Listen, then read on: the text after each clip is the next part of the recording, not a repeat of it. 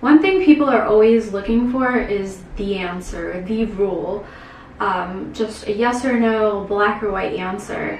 And the reality is that does not exist in the world of nutrition. There's so much nuance and so much gray space.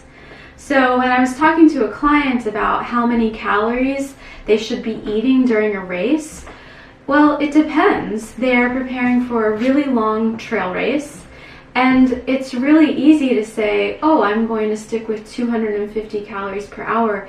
If you were running, say, a road marathon where everything can be paced out very segmental, very perfectly, but with a trail race, you could be climbing for an hour, descending for an hour, running flat, running through bad weather, all these obstacles that can require you to intake more energy.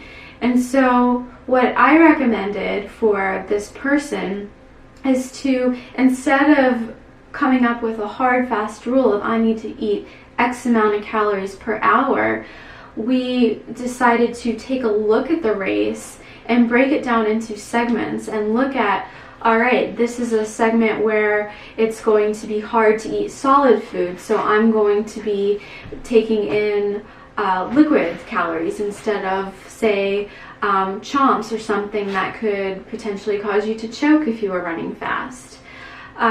Thinking about a long, hard, difficult trail run, like any race that's involved in the UTMB series.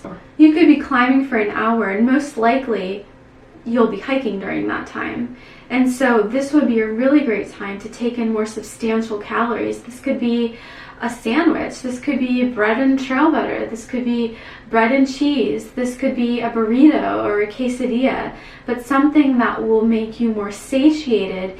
And because you're going at a slower pace, where you're not running at as a high intensity, say as if you were running towards the end of a race or during a flat section, your body's going to be better able to process and absorb those nutrients.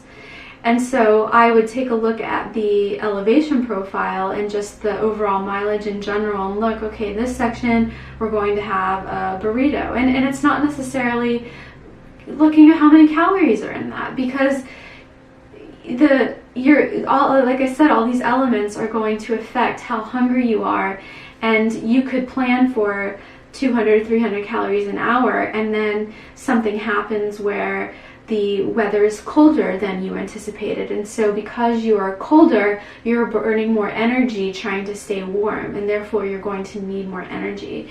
And so it helps to have a plan that is not as rigid, so that you can cater to the variables that are presented to you. So let's say you are running one of the UTMB races, and what if you are running the UTMB? You could be out there for well over 24 hours. So you're going to go through potentially a whole range of temperatures and weather patterns. So one part of the day could be really hot, and so you're not going to want to eat, say for example, hot soup. Or maybe that's the time of day where you want something more liquid calories like Coke or any type of sports drink. And then come nighttime, that's going to be a challenge. You aren't going to want to have liquid or anything cold at that time. You're going to want something warming, and you're going to be wanting something that makes you warmer instead of colder. And so it's really important to think about what time of day are you going to be eating what, because that's going to be a very important factor to consider when mapping out your meal plan.